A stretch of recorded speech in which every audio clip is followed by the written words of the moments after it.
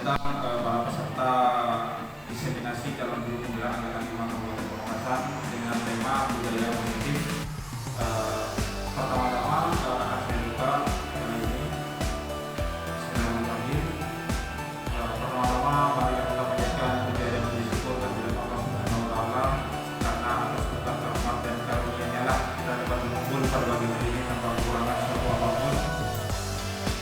Serta tanpa salawat dan salam kita panjatkan kehadirat besar Nabi kita, junjungan kita Nabi Muhammad SAW yang telah menuntun kita dari zaman jahiliyah menuju zaman yang menderang, zaman yang penuh dengan pendidikan, dan zaman yang mengantarkan kita pada zaman yang seperti sekarang. Bapak Ibu Dewan Guru, ada pun susunan acara yang ingin disampaikan. Yang pertama mungkin acara pembukaan, kemudian acara yang kedua yakni materi yang akan disampaikan oleh Ibu Siti Maimanah dari Tebuan 2 dengan budaya Tebuan 1, mohon maaf, dengan tema budaya positif. Kemudian yang ketiga penutup. Untuk mempersingkat waktu dan mempercepat jalannya acara, sebentar lagi akan disampaikan materi oleh Ibu Siti Maimanah. Dan sebelum acara dimulai, mungkin panitia akan menyampaikan permohonan maaf atas keterlambatan dimulainya acara ini dikarenakan untuk teknis yang dialami seperti proyektor yang baru sebagai bahan informasi juga. Proyektor yang dimiliki sebelumnya yang biasa digunakan sudah diambil di bungkus 5, dan ini proyektor yang dapat bantuan yang baru sehingga mungkin butuh penyesuaian sehingga belum mengerti cara penggunaannya. Baik, untuk mempersingkat waktu kepada pemateri kami persilakan. Assalamualaikum warahmatullahi wabarakatuh. Waalaikumsalam. Selamat pagi Bapak dan Ibu semuanya. Bagaimana kabarnya hari ini Bapak dan Ibu? Alhamdulillah baik. Alhamdulillah baik ya Bapak dan Ibu. Sekali lagi mohon maaf atas kendala yang baru saja terjadi Bapak dan Ibu. Ya, Bapak dan Ibu, pertama saya ingin mengucapkan terima kasih yang sebesar-besarnya kepada Bapak Ketua Gugus, yaitu Bapak Muhammad Sakur Effendi, karena beliau telah memberikan restunya, memberikan izinnya kepada saya untuk melakukan kegiatan diseminasi pada hari ini. Terima kasih pula saya sampaikan kepada Ketua KKG Gugus 6, yaitu Bapak Ainun Badrus Samsi beserta rekan-rekan semua, baik itu dari pengurus inti KKG maupun rekan-rekan dari SDM Manggar 2 yang telah membantu demi tercapainya kegiatan pada hari ini. Bapak dan Ibu, perlu diketahui bahwa saat ini saya sedang mengikuti pendidikan guru penggerak angkatan ke-5 dan masih berlangsung. Insya Allah nanti di akhir Desember kegiatannya baru selesai kalau semuanya lancar. Dan salah satu modul yang kami pelajari di guru penggerak itu ada modul 1.4 berkaitan dengan budaya positif Bapak dan Ibu. Nah, di modul ini kami diminta untuk melakukan aksi nyata berupa pelaksanaan diseminasi di sekolah masing-masing atau di kelompok kerjanya. Oleh karena itulah kegiatan pada hari ini berlangsung Bapak dan Ibu. Tujuannya apa? Tujuannya agar materi ini, pengetahuan ini tidak hanya milik saya seorang, tapi juga nantinya bisa menjadi milik Bapak dan Ibu dan bisa Bapak Ibu praktekkan atau laksanakan di kelasnya masing-masing. Namun sebelum kita lebih jauh membahas tentang budaya positif ini, karena materi yang akan disampaikan cukup banyak Bapak dan Ibu, saya ingin Bapak dan Ibu menyatukan konsentrasi terlebih dahulu. Jadi saya ingin kasih Bapak dan Ibu ice breaking di awal Bapak dan Ibu ya. Nah, untuk mengecek nih apa Bapak dan Ibu sudah konsentrasi atau belum, atau sudah ada yang berpikir mau kematenan dan lain-lain. Oke, baik Bapak dan Ibu. Kita ice breaking dulu. Ini ice breakingnya online Bapak dan Ibu. Minta tolong Bapak Badrus di folder ice breaking.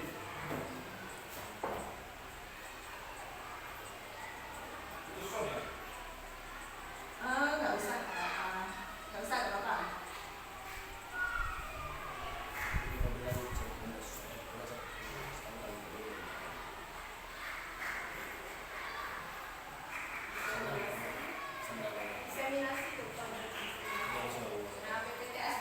Kita mulai dari ice breaking tebak warna dulu Pak Badrus. Nah, ini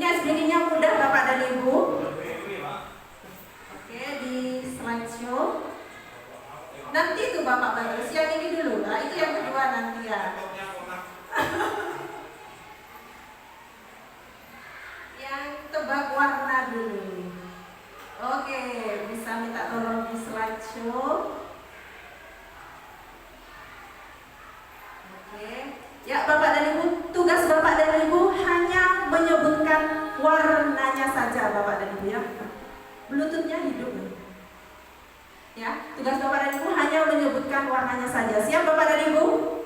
Siap, silakan Bapak dan Ibu. Yang ini? Ini? Oke, luar biasa. Lanjut. Ini? Ini? Ini? Ini? Ini? Ini? Ini? Ini? Biru. Ini? Kuning. Hijau merah. Yang ini? Hijau. Yang ini? Biru. Yang ini? Putih. Yang ini? Merah. Yang ini? Hijau. Oke, selesai Bapak dan Ibu.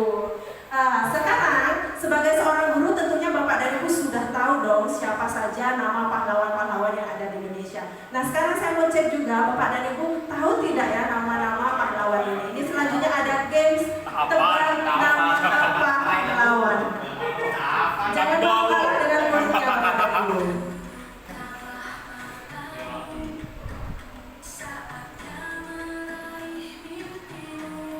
Oke, games tebak nama pahlawan. Yang pertama, silakan siapa Bapak dan Ibu? Beliau adalah pahlawan nasional.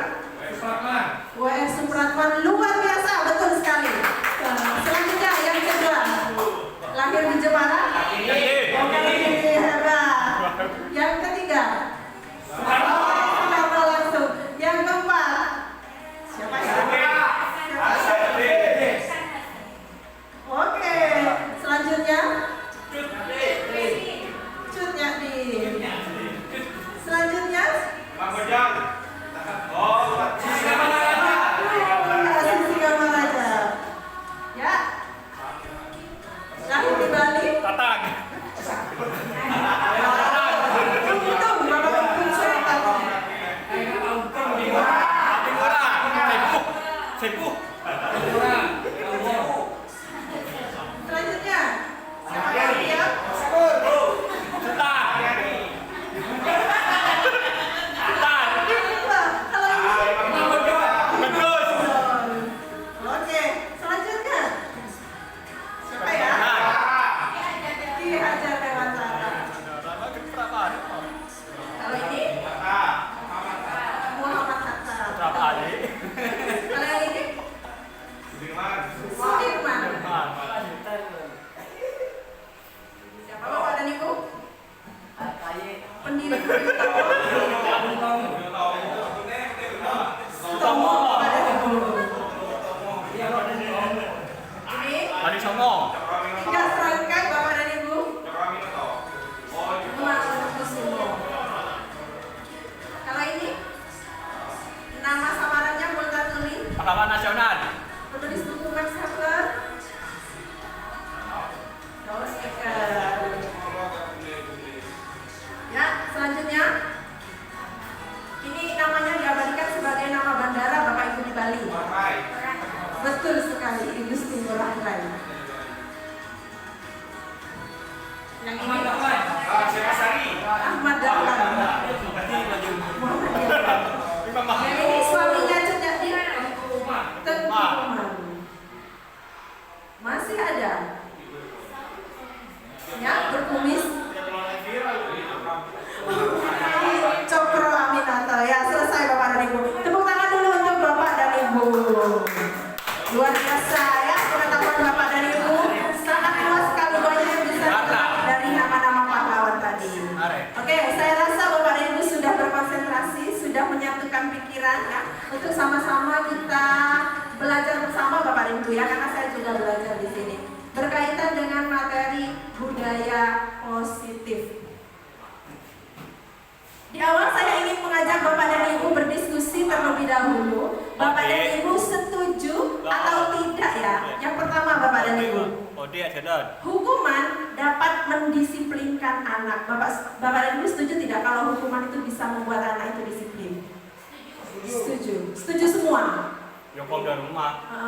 Ya, misalnya anak terlambat, Bapak Ibu hukum berdiri di depan kelas atau keliling lapangan, itu kan bentuk dari hukuman. Setuju Bapak dan Ibu? Setuju. Hukuman pengendap kaca. Kalau itu ngelap kaca itu mungkin masuk ke sini Pak. Yang kedua ini pemberian hukuman dengan hal yang sifatnya positif, misalnya seperti membaca atau membersihkan halaman atau ngelap kaca, itu kan positif. Nah, apakah perilaku seperti ini, pemberian hukuman seperti ini juga bisa meningkatkan disiplin anak menurut Bapak dan Ibu? Bisa. Semua bisa. Setuju semua ya?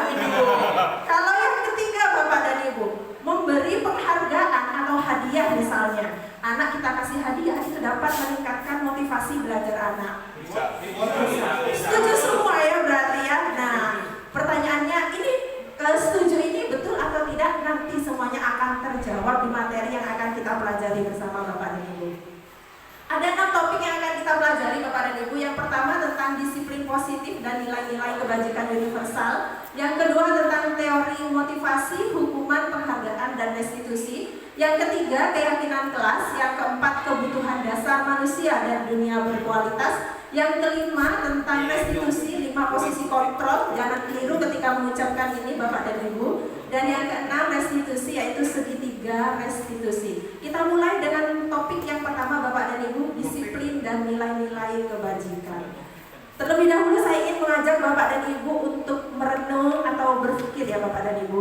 Misalnya nih, Bapak dan Ibu punya sesuatu yang sangat berharga bagi kehidupan Bapak dan Ibu. Kemudian sesuatu yang sangat berharga itu Bapak dan Ibu letakkan di dalam genggaman tangannya Bapak dan Ibu. Bayangkan seperti itu Bapak dan Ibu.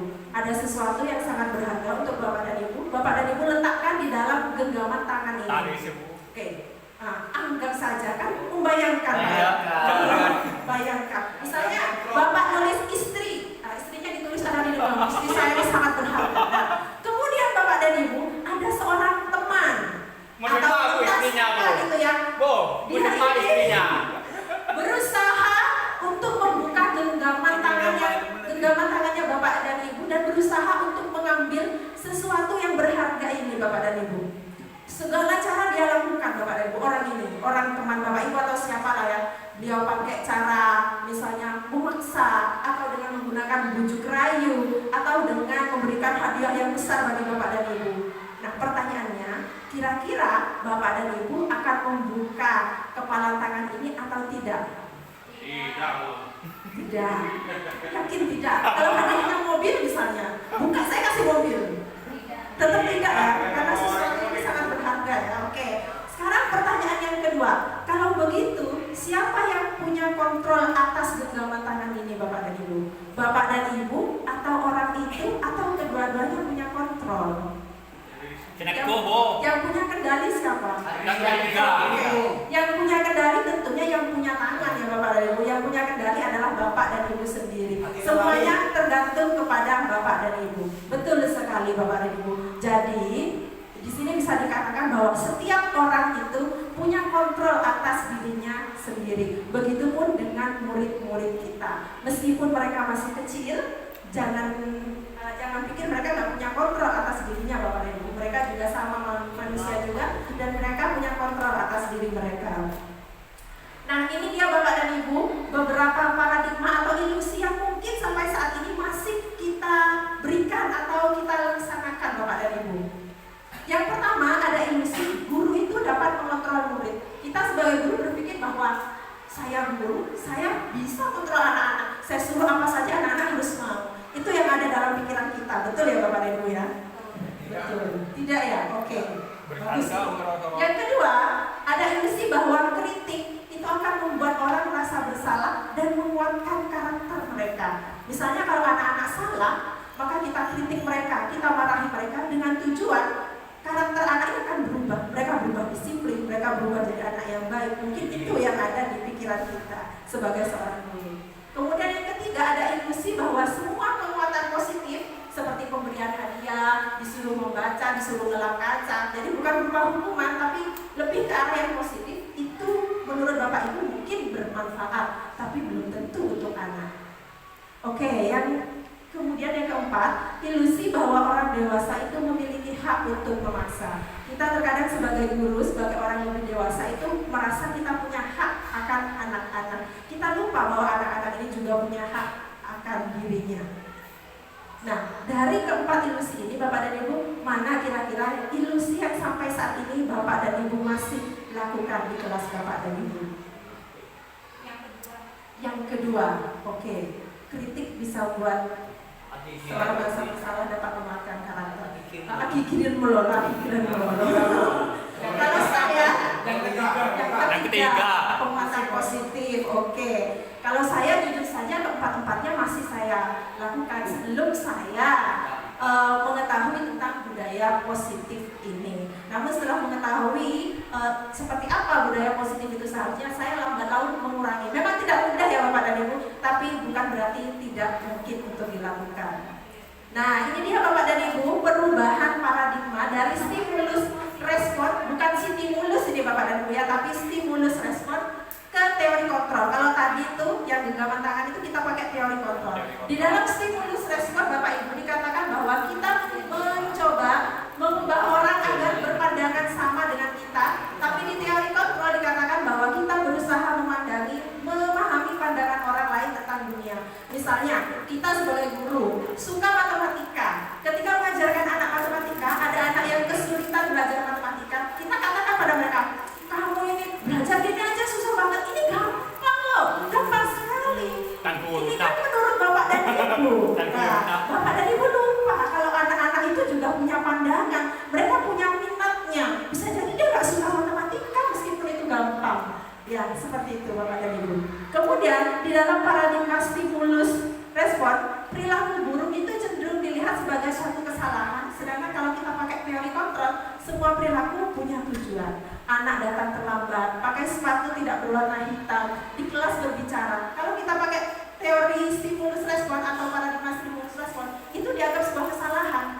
Kamu ini bicara terus dalam kelas, kamu ini terlambat, kamu salah. Nah, tapi kalau kita pakai paradigma teori kontrol, kita akan mencari tahu kenapa ya anak ini sering terlambat, kenapa ya anak ini suka bicara di dalam kelas, kenapa ya anak ini kok pakai sepatu gak warna hitam. Nah, itu kalau kita pakai teori kontrol Bapak dan Ibu.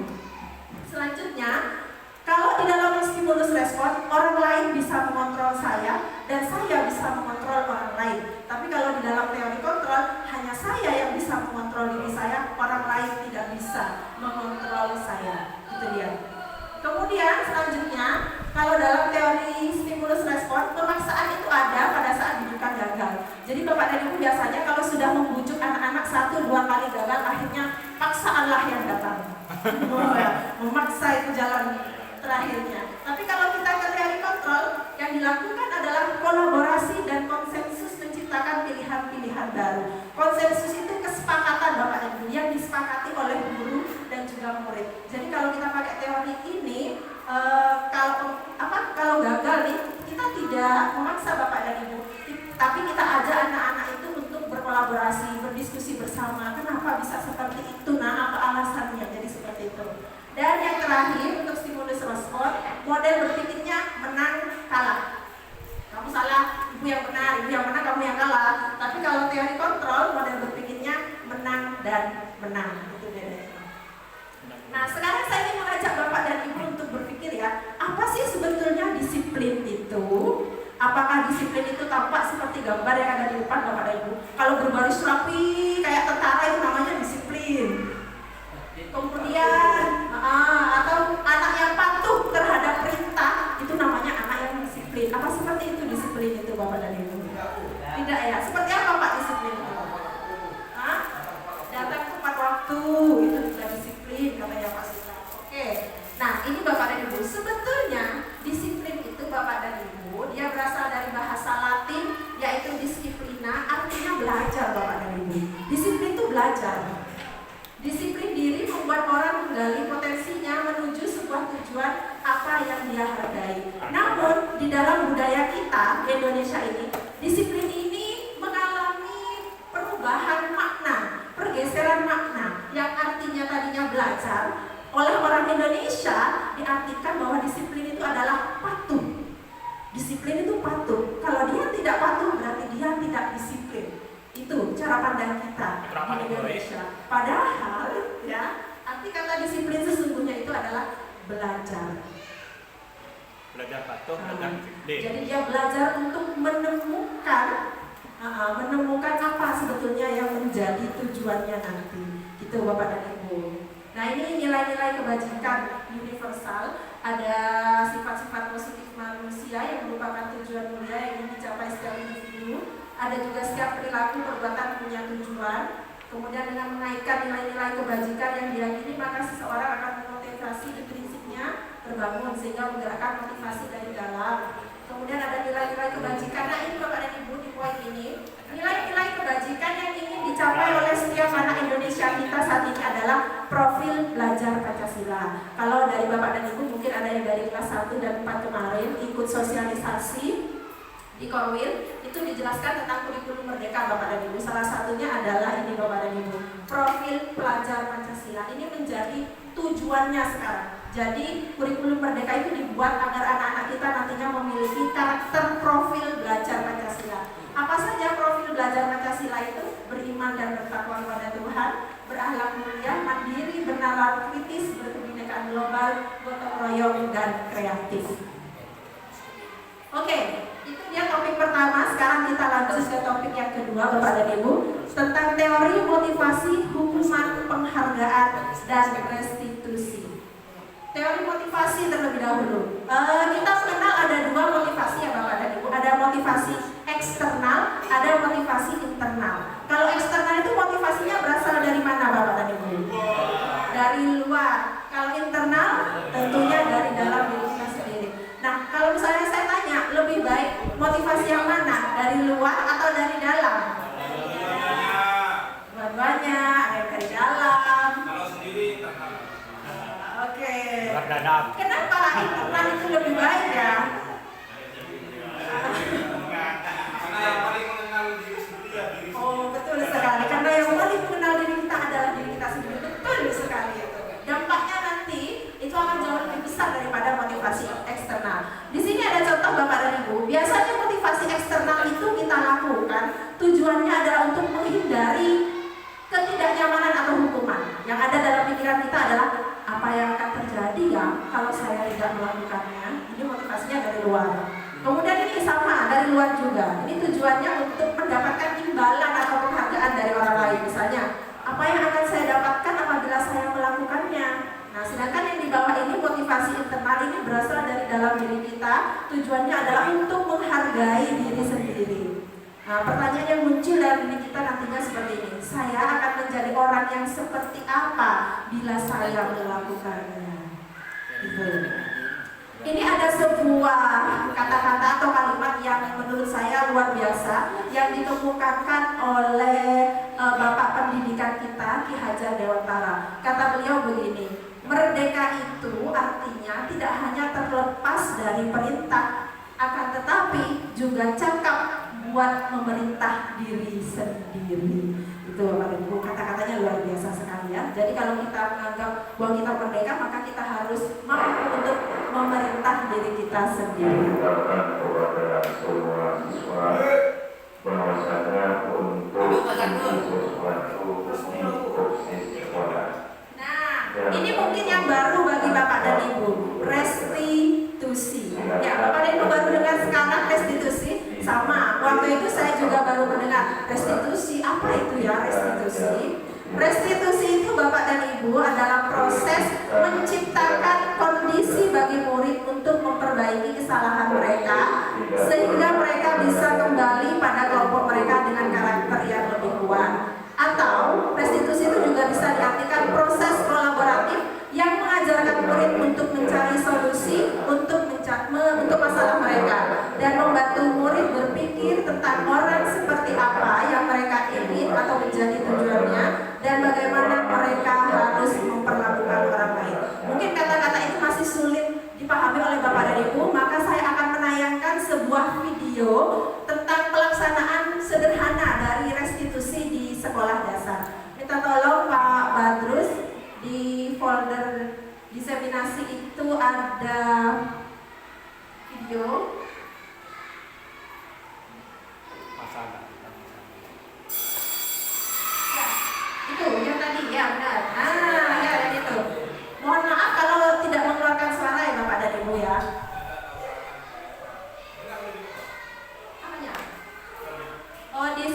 ada di D 5 folder guru penggerak. Ini contoh restitusi sederhana Bapak dan Ibu yang dilakukan di tingkat sekolah dasar.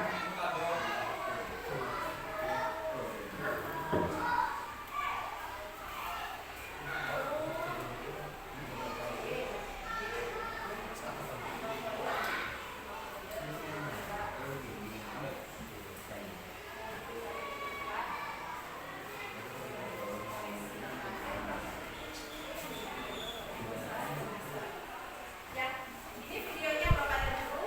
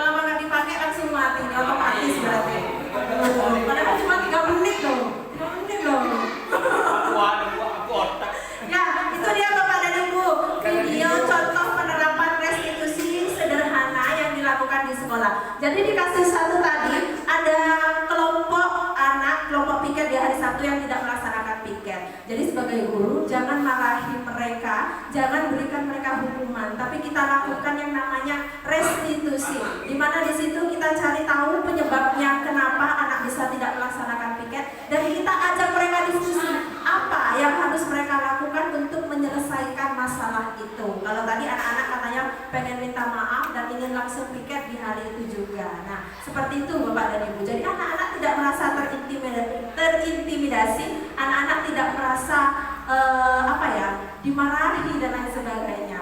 Kemudian di kasus yang kedua itu buang sampah sembarangan.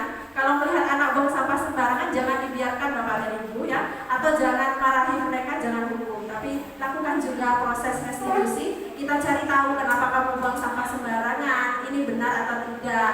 Kalau ini salah, apa yang seharusnya kamu lakukan? Nanti kita ajak mereka diskusi untuk mencari solusi bersama. Itulah yang seharusnya dilakukan oleh guru.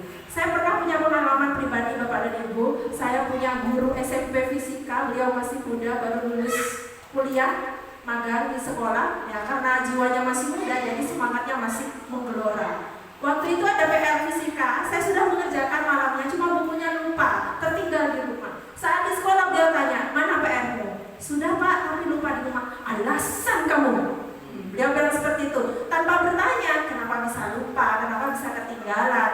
Langsung, kamu jongkok, pegang telinga, keliling ruang guru sampai nyampe ke kelas saya lagi, dan itu lumayan Bapak dan Ibu.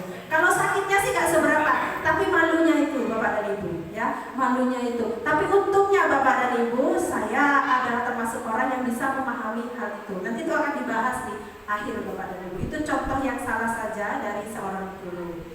Nah, ini dia ciri-ciri restitusi Bapak dan Ibu. Yang pertama, restitusi itu bukan untuk menebus kesalahan, tapi untuk belajar dari kesalahan. Yang kedua, restitusi itu untuk memperbaiki sebuah hubungan.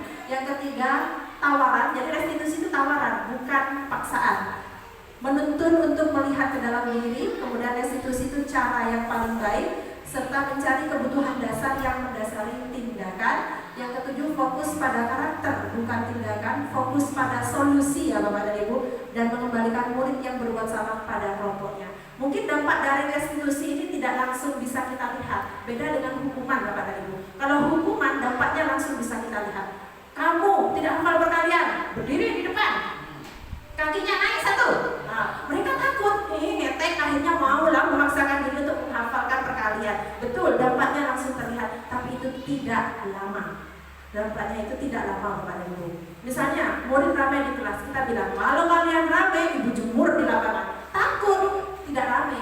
Tapi bayangkan, ketika bukan Bapak Ibu lagi yang mengajar, ganti guru, apakah mereka masih akan seperti itu? Masih. Oh, luar biasa kalau masih. Tapi kebanyakan mereka akan kembali ke pengaturan awal, ke karakter mereka isinya ramai lagi. Karena mereka hanya takut akan hukuman itu Bapak dan Ibu. Kalau restitusi mungkin dampaknya tidak bisa langsung kita lihat, tapi percayalah nanti ke depan ini. Kalau ada guru yang ditakuti, ada yang. Nah betul, kalau ada yang ditakuti saja. Kalau nggak ada ya sudah ngapain. Nah seperti itu ya. Nah, jangan sebut merek Pak. Selanjutnya topik yang ketiga yaitu keyakinan kelas Bapak dan Ibu. Mengapa sih kok harus keyakinan kelas? Kok nggak peraturan saja? Ini kok mati-mati Pak? Malam apa kemarin malam Sabtu? Kenapa harus keyakinan kelas kok bukan bukan peraturan? Yang pertama, ini sudah ya, baru ini baterainya. Yang pertama, mengapa kita memiliki peraturan harus menggunakan helm bila mengendarai kendaraan roda 2? Kemudian mengapa kita punya peraturan 3M, pakai masker, cuci tangan, jaga jarak? Mengapa kita punya peraturan harus datang tepat waktu pada saat mengikuti pelatihan? Tujuannya apa kira-kira Bapak Ibu? Dibuat sebuah peraturan itu tujuannya apa Bapak dan Ibu? Supaya dilanggar, betul sekalian? Betul Pak Adam? Betul. Ya, peraturan itu sebetulnya dibuat untuk menumbuhkan motivasi ekstrinsik. Karena kalau nggak disuruh, nggak diatur, nggak akan dilakukan. betul ya. Itu untuk menumbuhkan motivasi Bapak dan Ibu, motivasinya dari luar. Sedangkan motivasi yang lebih baik itu Bapak dan Ibu adalah motivasi intrinsik, motivasi yang berasal dari dalam. Makanya kita harus pakai yang namanya keyakinan kelas. Nah, sebelum kita bahas apa sih bedanya peraturan dengan keyakinan kelas itu, di sini ada contoh Bapak dan Ibu, misalnya ini poster gitu ya. Yang pertama ini Bapak dan Ibu, kesepakatan kelas, datang tepat waktu, mengucapkan salam, menjaga kebersihan sekolah. Kemudian ini berdoa sebelum kegiatan dan aktif dalam pembelajaran serta tertib. Sedangkan yang satu lagi posternya sama, kesepakatan kelas, cuma isinya beda. Yang ini, kami guru dan murid yang saling menyayangi. Yang kedua, kami murid yang semangat belajar. Dan yang ketiga, kami murid yang peduli dengan teman-teman. Kira-kira dari dua poster ini Bapak dan Ibu, yang mana yang termasuk peraturan? Yang ini ya, nah ini peraturan. Kalau yang ini, keyakinan kelas. Ini adalah keyakinan kelas. Jadi kalau keyakinan kelas itu kalimatnya lebih positif Bapak dan Ibu. Tuh. Tidak ada kata-kata tidak boleh datang terlambat. Nah, tapi di sini menggunakan kata-kata positif. Kami guru dan murid yang saling menyayangi, yang semangat belajar. Nah, ini namanya keyakinan kelas. Kalau sekarang mungkin kita di kelas masih pakai yang namanya peraturan atau tata tertib. Mari sedikit demi sedikit kita ubah menjadi sebuah keyakinan kelas bersama. Nah, ini bedanya Bapak dan Ibu peraturan dan keyakinan kelas. Kalau peraturan itu kalimatnya seperti ini, selalu kembalikan buku ke tempatnya. Tapi kalau keyakinan kelas, tanggung jawab. Kalau peraturan dilarang mengganggu orang lain, keyakinan kelasnya menghormati orang lain. Peraturan hadir di sekolah 15 menit sebelum pembelajaran dimulai. Sedangkan keyakinan kelasnya menghormati orang lain dan berkomitmen. Peraturan itu seperti dilarang melakukan kekerasan. Kalau untuk keyakinan kelasnya, keselamatan dan menghormati orang lain. Peraturan juga dilarang menggunakan narkoba. Kalau keyakinan kelasnya bisa diganti dengan kata kesehatan. Kemudian bergantian atau menunggu giliran, ini peraturan bisa diganti dengan menghormati orang lain dan bersabar. Menggunakan masker bisa diganti dengan kesehatan dan keselamatan.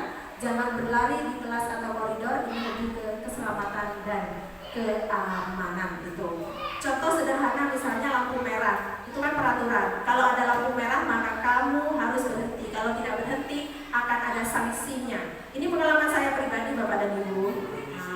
Kalau ada lampu merah, saya takut tuh berhenti, takut ketemu sama Pak Polisi ya. Tapi kalau pagi-pagi saya berangkat dari rumah, itu kebetulan Pak Polisi belum berdinas Bapak dan Ibu. Pak Polisi masih sarapan di rumahnya. Sehingga ketika nyampe lampu merah, saya tengok kiri, tengok kanan. Oh, gak ada Pak Polisi, aman. Saya tabrak saja itu lampu merahnya Bapak dan Ibu ya. Nah itu, kalau motivasinya dari luar hanya karena peraturan, itu sifatnya gak lama Bapak dan Ibu, kondisional ya, bisa berubah. Tapi kalau ini adalah sebuah keyakinan, kalau saya punya motivasi ekstrinsik, saya adalah orang yang bertanggung jawab, saya orang yang berkomitmen. Kalau saya bilang saya taat peraturan, saya akan taat. Maka ada atau tidak ada Pak Polisi, saya akan tetap berhenti kalau lampu merah. Itu Bapak dan Ibu. Nah, seperti di awal tadi yang saya tanyakan, apakah pemberian penghargaan atau hadiah itu bisa meningkatkan disiplin murid? Jawaban Bapak dan Ibu, iya katanya. Nah, di sini pembahasannya Bapak dan Ibu. Pemberian penghargaan itu Bapak dan Ibu juga sebetulnya kurang baik. Pemberian penghargaan itu juga bisa dipandang sebagai suatu hukuman bagi murid. Jadi meskipun dikasih hadiah, itu juga hukuman bagi murid. Kenapa bisa seperti itu? Yang pertama, pengaruh jangka pendek dan jangka panjang.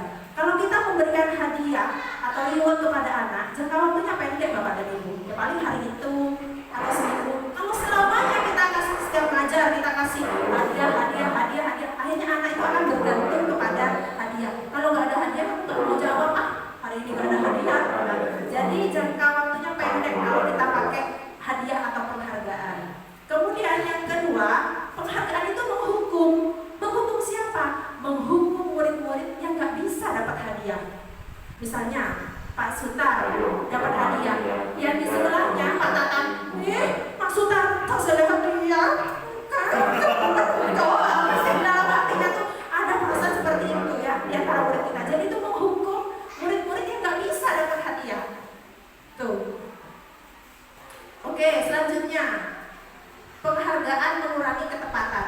biasanya kalau guru sudah bilang, hari ini tebak-tebakan, yang bisa tebak ibu kasih hadiah. Biasanya konsentrasi anak itu akan terganggu Bapak dan Ibu. Yang tadinya dia teliti orangnya, nah gara-gara penghargaan mau dikasih hadiah, akhirnya ininya agak ini, aduh tudian kok harus bisa. Akhirnya salah ketika menjawab. Itu yang terjadi Bapak dan Ibu.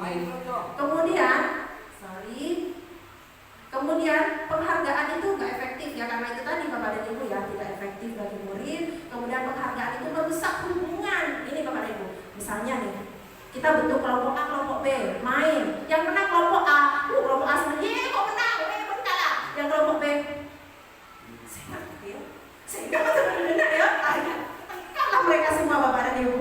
Nah itu efek dari yang namanya penghargaan Bapak dan Ibu ya.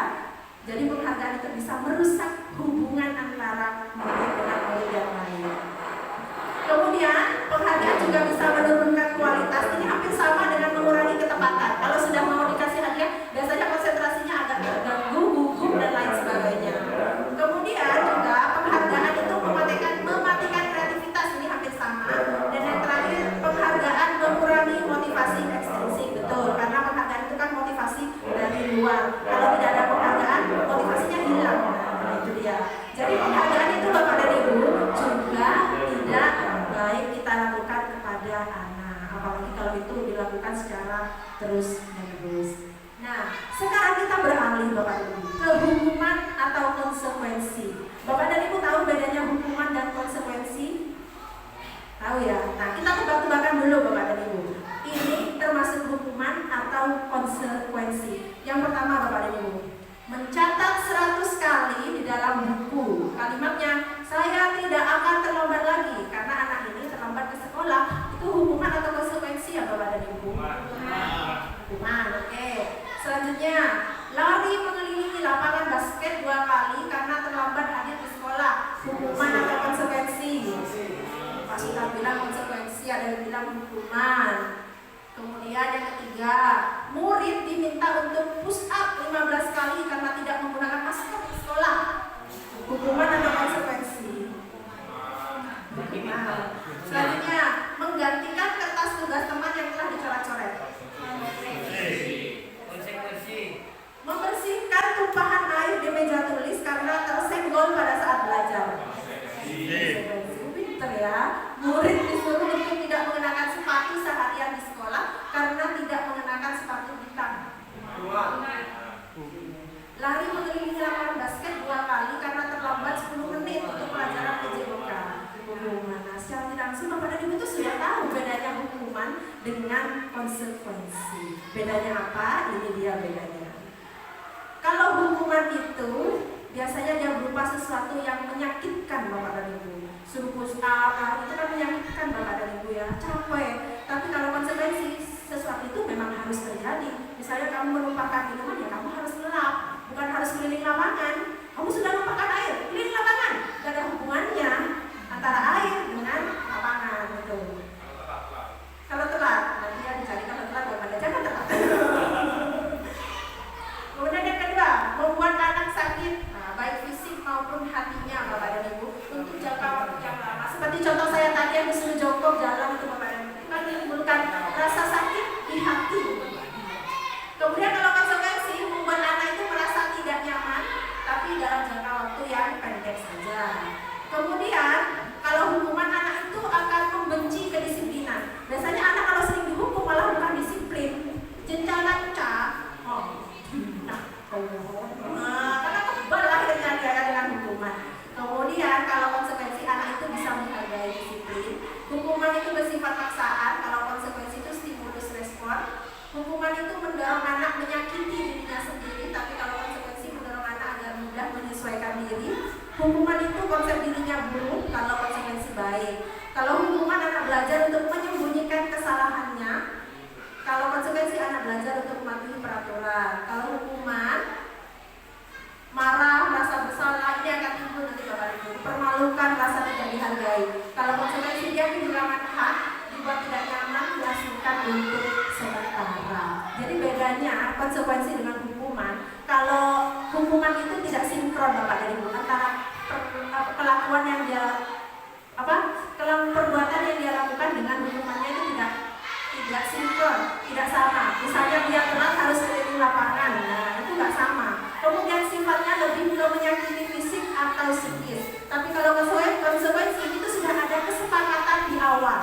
dengan guru. Kalau kamu terlambat, kamu bayar denda ya. Itu kesepakatan, sudah dibuat di awal. Itu namanya konsekuensi. Kalau hukuman itu tiba-tiba Bapak dan Ibu, tanpa ada kesepakatan di awal, tiba-tiba langsung dihukum ini. Dan konsekuensi itu sejalur atau sama. Kalau tumpahkan air ya kamu harus ngelap. Kalau kamu narik kancing baju teman sampai copot ya kamu harus menjahitnya, gitu ya Bapak dan Ibu. Nah ini dia bedanya hukuman, konsekuensi, dan restitusi. Jadi dari ketiga ini yang paling baik kita lakukan sebagai seorang guru sebetulnya adalah restitusi Bapak dan Ibu ya, seperti tadi itu. Restitusi itu jauh lebih baik ya, karena di situ siswa diberikan pilihan-pilihan, diajak untuk menemukan solusi terhadap permasalahannya, dan restitusi itu tidak menyakiti hati anak, tidak menyakiti fisik anak ya. Jadi restitusi itu jauh lebih baik. Nanti dia hal positif yang akan muncul dalam diri anak. Nah ini ada kata-kata apa sih istilahnya, quotes ya apa? Oh ya itu, ini dari Gosen. Hukuman itu memang berhasil bagi orang-orang sukses karena mereka dapat menyerapnya dan memaafkan si penghukum. Namun hukuman itu tidak bekerja pada anak yang punya identitas gagal karena tindakan ini hanya menegaskan ketidakmampuannya. Seperti contoh saya tadi yang disuruh jongkok, alhamdulillah saya termasuk orang-orang sukses. Orang sukses itu maksudnya orang yang mampu memahami maksud yang dilakukan oleh guru. Saya paham, oh saya disuruh gini biar gak ulangi lagi. Itu saya paham, sehingga saya bisa memaafkan kesalahan guru itu Bapak dan Ibu. Namun ada juga teman saya yang sampai saat ini masih teringat terus kejadian itu. Kalau kita reuni, yang dia ingat tuh Bapak itu. Enggak, aku Pak Agus dulu. Yang bosnya sama aja dan jongkok, cuma bosan. Bosnya pikir ketemu, maaf, bosnya pikirnya itu Bapak dan Ibu. Ya, itu contoh orang yang tidak sukses. Jadi artinya dia tidak mampu memahami apa sebetulnya menjadi tujuan dari guru itu. Jadi rasa bencinya itu Bapak dan Ibu ada itu di hatinya. Jadi dendam Bapak dan Ibu. Jadi hati-hati kita ya dalam memperlakukan anak, karena setiap anak itu berbeda. Nah, lanjut kita ke topik yang keempat, kebutuhan dasar manusia dan dunia berkualitas. Untuk memahami anak, maka kita harus tahu kebutuhan anak itu apa. Kebutuhan anak itu berbeda-beda Bapak dan Ibu. Nih, kelima kebutuhan dasar manusia. Yang pertama ada kebutuhan untuk bertahan hidup, ada kebutuhan akan cinta dan kasih sayang Bapak dan Ibu. Butuh cinta ya manusia itu. Bohong kalau kita manusia, aku nggak butuh cinta. Bohong. Setuju. Kemudian Pak Badrus mencintai dirinya sendiri. butuh cinta. Kemudian ada kebutuhan akan power, ya, power, penguasaan atau kekuasaan, pasti itu. Kemudian ada kita butuh freedom, kebebasan, dan fun, rasa senang. Ini dia Bapak dan Ibu contoh kebutuhan anak-anak akan kasih sayang. Misalnya mereka itu ingin disukai, ingin diterima, tidak hanya anak-anak, Bapak Ibu juga sama, ingin disukai, ingin diterima ya. Kemudian mereka juga butuh akrab dengan orang tua, mereka butuh belajar karena suka pada gurunya. Kemudian mereka juga butuh teman sebaya yang sangat penting. Kalau Bapak dan Ibu kan butuh pendamping yang mampu memahami gitu ya Bapak dan Ibu. Nah kalau anak juga butuh suka bekerja dan berkelompok. Ini ya, contoh kebutuhan akan kasih sayang. Jadi manusia itu butuh kasih sayang. Yang kedua ada kebutuhan penguasaan atau power tadi Bapak dan Ibu. Dia ingin menjadi seorang pemimpin. Siapa yang menjadi ketua? Saya, racun semua. Ya, racun semua itu anak-anak. Kemudian mereka juga butuh mengamati sebelum mencoba hal baru, merasa kecewa bila melakukan kesalahan, sangat rapi dan sistematik. Ini ada orang yang seperti ini. Kemudian ingin mencapai yang terbaik. Nah, ini kebutuhan akan penguasaan. Selanjutnya ada kebutuhan akan kesenangan. Ingin menikmati apa yang dilakukan, ingin konsentrasi tinggi saat mengerjakan hal yang dia senangi, suka permainan ya, kemudian suka bergurau atau melucu, menggemaskan, bahkan pada saat bertingkah laku buruk. Nah, kalau kebebasan, kebutuhannya contohnya seperti ini. Dia menginginkan pilihan, perlu bergerak, ada anak tuh yang kalau diam nggak bisa, ada yang enteng. Jadi kita sebagai guru harus paham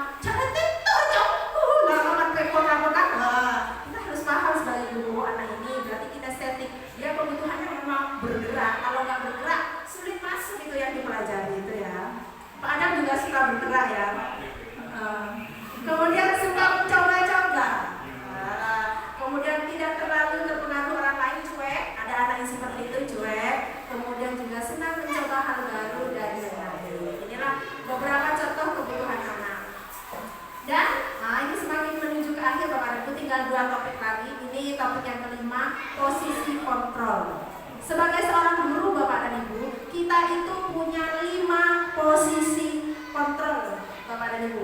Posisi ini hati-hati ya pengucapannya. Jangan sampai salah. Kontrol.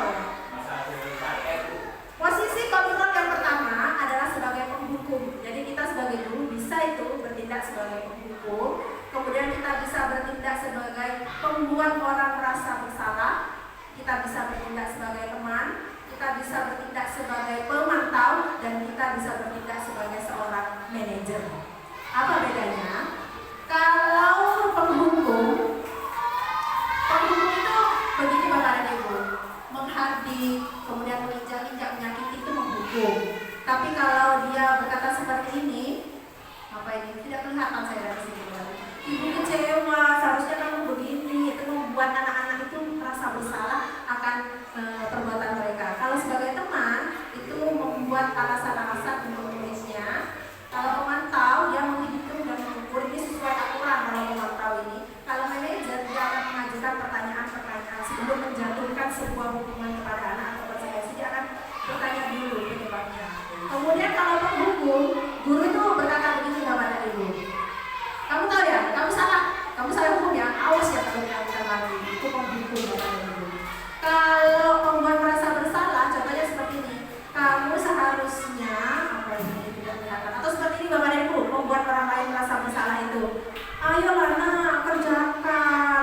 Ibu udah capek-capek nih buat, masa kamu gak mau hargai ibu. Ayo dong, tulis dong. Nah, itu membuat anak merasa bersalah atau membuat orang merasa bersalah. Kalau sebagai teman, kalimatnya seperti ini. Ayo anak-anak dikerjakan yuk, nanti ibu dimarahin sama bapak kepala sekolah. Ayo, nah, jadi lebih ke teman. Kemudian kalau memantau, apa peraturannya? Kamu tahu kan peraturannya? Ayo, segera dikerjakan. Nah, itu kalau memantau. Kalau manajer, apa yang kita yakini, apa yang bisa kita kerjakan untuk memperbaiki masalah ini. Seperti restitusi tadi Bapak dan Ibu itu ke posisi kontrolnya manajer.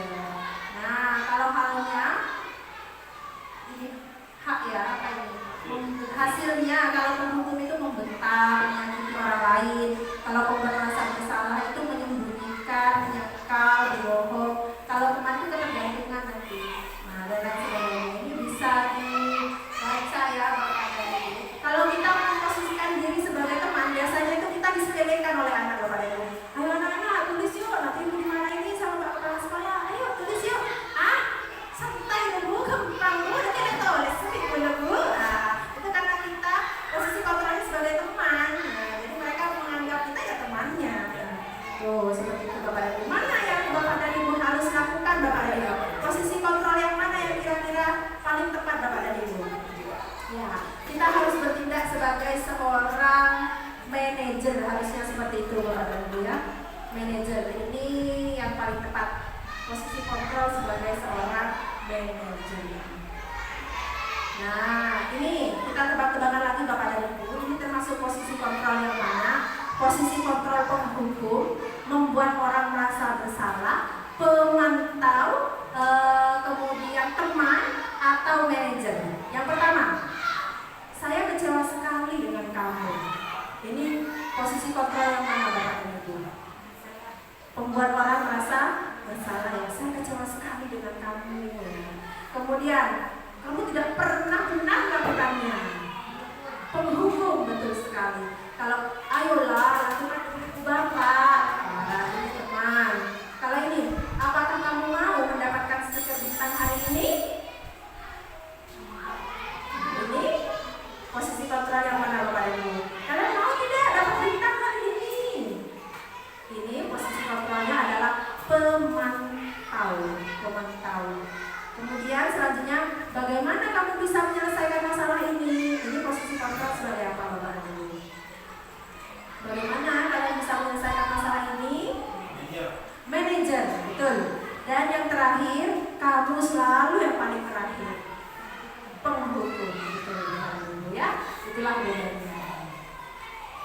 Oke, sampailah kita di topik yang terakhir Bapak dan Ibu, yaitu segitiga restitusi. Seperti tadi, restitusi itu proses kolaborasi antara guru dengan murid. Tujuannya adalah untuk mencari solusi dari permasalahan yang telah diperbuat oleh murid. Ini segitiga restitusi agar menstabilkan identitas, validasi kebutuhan, dan menanyakan keyakinan mereka. Yang pertama, menstabilkan identitas. Ini untuk membuat anak yang merasa gagal karena berbuat salah menjadi positif terhadap dirinya. Nah, guru itu bisa berkata berbuat salah itu hal yang manusiawi, tidak ada manusia yang sempurna. Bapak dan Ibu juga buat salah, kita pasti bisa menyelesaikan permasalahan ini. Bapak dan Ibu tidak tertarik untuk mencari tahu siapa yang benar, siapa yang salah, tapi Bapak dan Ibu lebih tertarik untuk mencari solusi dari masalah ini. Kalau kamu menyalahkan dirimu sendiri terus, apakah kamu bersikap baik pada dirimu? Kemudian selanjutnya ada validasi kebutuhan. Apa sebetulnya yang dibutuhkan oleh anak itu? Jadi guru bisa berkata seperti ini, kamu bisa saja melakukan hal yang lebih buruk, tapi kamu tidak melakukannya kan? Kamu pasti punya alasan mengapa melakukannya. Apa yang penting bagi kamu? Kamu boleh tetap berusaha menjaga sikap itu, tapi tambahkan sikap yang lain, yang baru. Maukah kamu belajar cara lain untuk mendapatkan yang kamu butuhkan tanpa harus memukul? Dan apakah kamu bisa melakukan lebih baik lagi besok? Nah, ini. Dan yang terakhir dari segitiga restitusi adalah menanyakan keyakinan anak. Apa nilai yang kita percaya? Nilai yang kita percaya itu keyakinan kelas yang tadi itu Bapak dan Ibu. Coba anak-anak, keyakinan kelas apa yang sudah kita percaya? Tanggung jawab, komitmen, kesehatan, dan lain sebagainya. Kita ingatkan anak-anak tadi tentang keyakinan kelas yang sudah dibuat bersama. Kemudian nilai-nilai universal apa yang telah kita sepakati? Kelas yang ideal itu seperti apa sih? Kamu ingin jadi anak seperti apa? Apa yang kamu rasakan ketika kamu melakukan itu? Kamu menjadi orang yang seperti apa? Itu dia. Nah, Bapak dan Ibu juga bisa melakukan intervensi terhadap anak selama 30 detik dengan menggunakan beberapa pertanyaan. Ini Bapak dan Ibu jika memang dibutuhkan. Jadi Bapak dan Ibu, budaya positif itu bisa kita terapkan di kelas atau sekolah kita, tentunya dengan memulainya dari diri kita sendiri Bapak dan Ibu.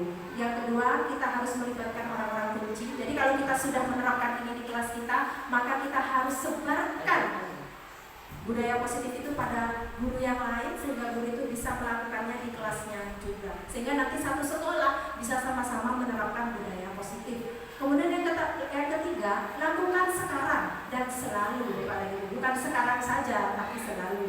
Kemudian yang keempat, hadirkan rasa memiliki dengan membuat kesepakatan bersama. Kemudian yang kelima, ciptakan lingkungan yang mendukung. Dan yang keenam, jadi kalau lingkungan mendukung semuanya harus sama ya Bapak dan Ibu. Guru, semuanya guru, kepala sekolah itu saling mendukung. Bukan hanya kita saja, siapa pakar pendidik, selain masa bodoh. Nah itu percuma jadinya nanti ya, percuma. Kemudian yang keenam, temukan akar permasalahan sebelum menentukan solusi. Ya, itulah Bapak dan Ibu materi berkaitan dengan budaya positif. Nah, setelah mengetahui materi ini, saya berharap bahwa Bapak dan Ibu bisa mempraktekkan ini di kelasnya masing-masing, bisa merubah apa yang salah sedikit demi sedikit. Nah, tidak bisa kalau langsung sekaligus, tapi saya yakin sedikit demi sedikit pasti bisa. Baik, sedikit Bapak dan Ibu, mungkin Bapak dan Ibu ada pertanyaan berkaitan dengan budaya positif ini, maka bisa diajukan, kita saling belajar Bapak dan Ibu. Bapak dan Ibu mungkin ada pertanyaan Bapak dan Ibu, bisa diajukan, nanti kita jawab sama-sama. Nggak ada ya? Nggak ada ya? Minta file siap, nanti saya ribut tuh gak boleh, ribut tuh sama dengan hukuman ya. Ribut tuh sama dengan hukuman, menghukum bagi mereka yang tidak dapat hukuman. Oke, tanya tadi ada sekilas. Saya ingin bertanya, kalau jika memang reward dan hukuman itu tidak kurang membentuk karakter seseorang, terus kenapa justru angkatan itu menerapkan itu dan sepertinya itu lebih efektif?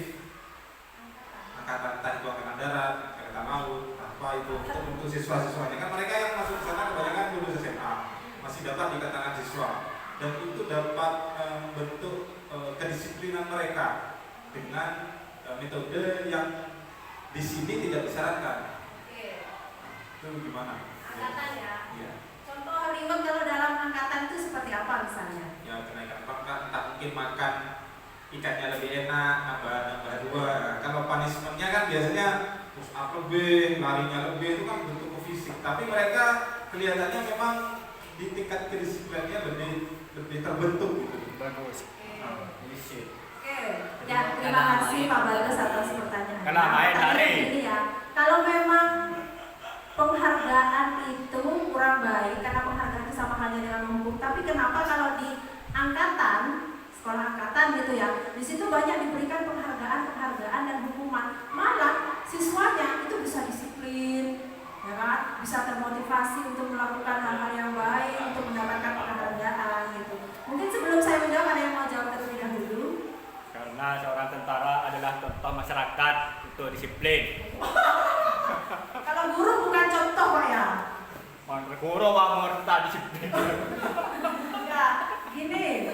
Kan begini, mungkin ini ya, karena saya juga dalam proses belajar Bapak dan Ibu. Kenapa kalau di tentara itu justru berhasil Bu, pemberian hukuman dengan penghargaan itu bisa berhasil. Kalau di sini di sekolah di dunia pendidikan kok tidak disarankan gitu ya. Kembali lagi, setiap orang itu punya kemampuannya. Seperti kata-kata tadi ya, jika kamu adalah orang yang sukses, maka kamu bisa memahami apa yang telah dilakukan oleh orang itu. Tapi kalau kamu adalah orang yang gagal, maka kamu nggak bisa paham. Nah, kalau mungkin di tentara tadi, di angkatan tadi, orang-orang di situ lebih kepada mungkin ada yang mereka termasuk orang yang sukses. Jadi mereka bisa paham bahwa apa yang dilakukan oleh atasan saya ini untuk kebaikan saya. Mungkin ada orang-orang yang seperti itu. Atau juga motivasi, itu kan motivasi ekstrinsik ya Pak Badrus. Motivasi dari luar. Ya, mantap motivasi dari luar. Betul, tentara itu kan memang sekolahnya didikan untuk hal-hal yang semacam itu. Tapi kalau anak sekolah kan tidak. Anak sekolah tujuannya bukan untuk bisa baris-baris. Faktor usia bisa ya mengambil itu ya. Jadi mereka bisa.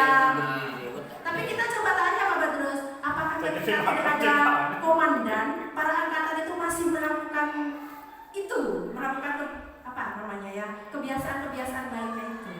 Kalau tidak ada komandannya, karena ini motivasinya ekstrinsik. Bisa jadi mereka melakukan ini karena mereka sangat takut kepada atasannya. Mau cengeng bara bibir. Nah, hukumannya boleh sarang dalam angkatan itu ya, terlalu parah. Jadi mungkin rasa takut itu yang membuat mereka lala jaga aman baiklah.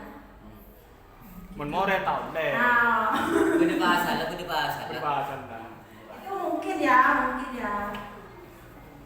Ada yang lain, mungkin ada punya cerita selain pertanyaan berkaitan dengan penerapan ini kepada murid. Saya gini Bapak dan Ibu, saya itu sudah buat kesepakatan. Saya tahu kalau hukuman itu tidak baik untuk anak, sehingga saya rubah hukuman itu menjadi hukuman yang sifatnya positif. Itu sebelum saya belajar budaya positif. Jadi di awal ada siswa baru dari kelas 3 ke kelas 4, saya buat kesepakatan. Kalau kalian terlambat, kalian tidak piket, kalian tidak rapi pakaiannya dikeluarkan, didenda ya 1.000. Takut, anak-anak kita kan 1.000 itu berharga ya Bapak dan Ibu. Takut mereka. Bahaya. Kalau di tempat saya gitu awalnya Pak, takut. Tidak piket, takut semua aja. Nah, ternyata itu hanya bertahan sebentar Bapak dan Ibu. Setelah itu, kamu gak piket bayar. Siap Bu, saya bayar.